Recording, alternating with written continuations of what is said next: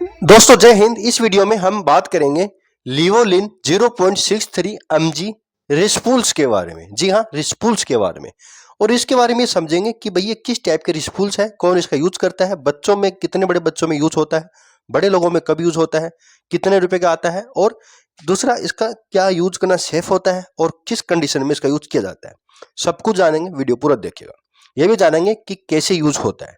तो भैया काफी सस्ता आता है, करीब करीब 25-30 रुपए के आसपास 5 रेस्पूल्स मिल जाते हैं। एक रेस्पूल्स 2 ml का आता है। तो ये रेस्पूल्स जो आते हैं ना, ये एक पीने की सिरप के टाइप जैसे आते हैं, लेकिन ये पीने के नहीं होते, लिक्विड ही आते हैं, लेकिन पिया नहीं जाता। ठीक है, आगे बताऊं कैसे।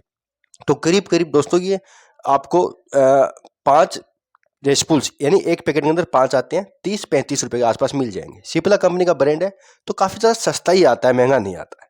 जैसे कि ड्यूलिन आते हैं, बुड्डीकोट आते हैं, वो महंगे आते हैं, लेकिन ये महंगा नहीं आता। उनके साथ भी ये यूज किया जा सकता है, ड्यूलिन बुड्डीकोट इस तरह से। जैसे ड्यूलिन के साथ ये यूज कर सकते हैं आप, बुड्डीकोट के साथ जैसे ड्यूलिन यूज होता है वैसे ही ड्यूलिन के साथ ये भी यूज हो सकता है। वो डॉक्टर देते हैं आपको किस तरह से यूज करना है। सिंगल यूज भी होता है इसका, और साथ में दूसरे रेस्पूल्स के साथ मिक्स करके भी ये यूज होता है। इनके अलावा भी कोई दूसरी रेस्पूल्स है, उसके साथ भी इसका यूज किया जाएगा। अब यूज कैसे करना है, सबसे पहले यही देख लेते हैं। देखिए, रेस्पूल्स आते हैं इस तरीके की प्लास्टिक की छोटी छोटी ये बोतल सी आती है, जिसके अंदर लिक्विड होता है, और उसको ना तोड़ के एक नेबुलाइजर मशीन होती है, नेबुलाइजर मशीन के अंदर डाल के उसके साथ मास्क आता है। बच्चों के लिए चाइल्ड चाइल्ड आएगा और बड़ों के लिए एडल्ट आएगा। तो मास्क होता है, उस मास्क के साथ आपको स्ट्रीम करना पड़ता है, यानी मशीन में जब डालोगे ना आप रेस्पूल्स को, तो उसमें से भाप निकलेगा, और वो भाप उस मास्क के थ्रू आपके फेफड़ों के अंदर जाएगा। आपको अंदर सांस के साथ उस भाप को लेना पड़ता है। बस इतना ही इसका काम है। 5 से 10 मिनट लगता है पूरा रिस्पॉन्स खत्म होने में। तो ये सब कुछ डॉक्टर ही देते हैं। डॉक्टर ने अगर दिया है तो आपका यूज करना चाहिए।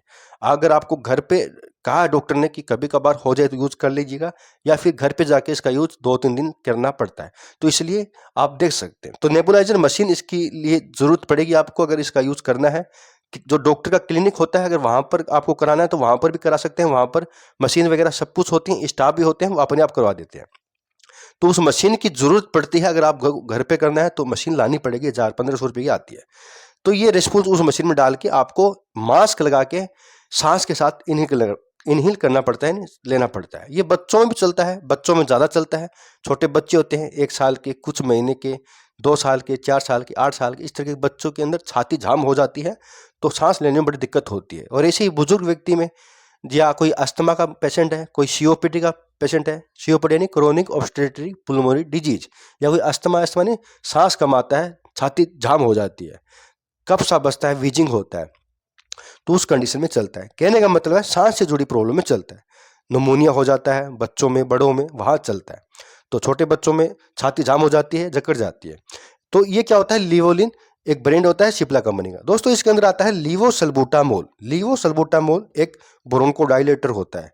ये श्वास नली जो होती है उनके जो ओपर होते हैं ना, जो एयरवेज होते हैं इस तरीके के, ये श्वास नली के अंदर एयरवेज होते हैं इस तरीके के। तो कई बार दोस्तों इनके अंदर ना कफ जम जाता है, स्वेलिंग आ जाती है, तो ना यहाँ पर एयर जो होती है ना वो कम जाती है, जिसके कारण दम सा घुटता है। तो दमा की प्रॉब्लम आप इसको कह सकते हैं, आप इसको न्यूमोनिया कह सकते हैं, आप इसको अस्थमा सीओपीडी कह सकते हैं। तो कहने का मतलब है छाती के अंदर यानी फेफड़ों के अंदर ना वॉल्व लगे होते हैं, जो कि आने और जाने का काम करते हैं, लेकिन उन वॉल्व के अंदर ना कई बार कफ जम जाता है, सूजन आ जाता है, तो वो बंद हो जाते हैं, ओपन नहीं होते, जिसके कारण दमा की प्रॉब्लम होती है, सांस से जुड़ी प्रॉब्लम होती है। तो ये ब्रोंकोडाइलेटर ना उन वॉल्व को ओपन करने का काम करता है। उनका जो रास्ता होता है वो चौड़ा कर देता है, जिससे कि व्यक्ति को सांस लेना इजी हो जाता है। इसलिए ये दिया जाता है मशीन के द्वारा, नेबुलाइजर मशीन के द्वारा दिया जाता है। ये सारने का कैप्सूल आता है, रोटा कैप, उसमें भी आता है, इनहेलर आता है, उसमें भी आता है, और नेबुलाइजर मशीन में यूज करने के लिए रेस्पूल्स में भी आता है। तो डॉक्टर ने जो दिया है ना वही तरीका आपको अपनाना है। बात करते हैं भाई कितने दिन तक ले सकते हैं, तो आपको इसका 2 से 3 दिन तक इसका यूज कर सकते हैं। एक सुबह एक शाम इसका यूज कर सकते हैं आप। बच्चों में हो सकता है 1-2 दिन बाद बंद हो जाए, बड़े लोगों में हो सकता है 3-4 दिन लगातार लेना पड़ सकता है। तो वो देखा जाता है कंडीशन किस टाइप की है। कई बार यही होता है कि एक बार ही करना पड़ता है, बाद में जरूरत ही नहीं पड़ती। कई बार ये होता है कि एक सुबह एक शाम कर लीजिएगा, अगले दिन करने की जरूरत नहीं है। कई बार ये होता है कि आज करना है, कल भी करना है, तो थोड़ा लंबा नहीं चलता है, थोड़ा एक दो दिन के बाद ये जरूरत पड़ने पर वापस हो सकता है, हालांकि कम ही होता है। कुछ पेशेंट में ज़्यादा कंडीशन होती है तो लगातार 5 दिन तक भी हो सकता है, तो डिपेंड करता है स्टेज क्या है।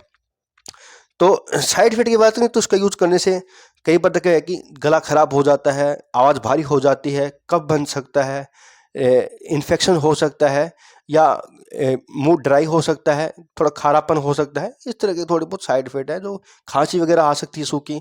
इनके अलावा ज़्यादा कोई साइड इफेक्ट नहीं करता है। अच्छी चीज़ अगर जरूरत पड़े तो यूज़ करना चाहिए, और डॉक्टरी सलाह से यूज़ करना है, सेल्फ यूज़ नहीं करना है, ध्यान रखिएगा। इनके अलावा दोस्तों कोई ज़्यादा जानकारी नहीं है, बस ठीक है, यही है जो आपको यूज़ करना है नेबुलाइजर मशीन का यूज़ करके। तो बहुत बहुत धन्यवाद।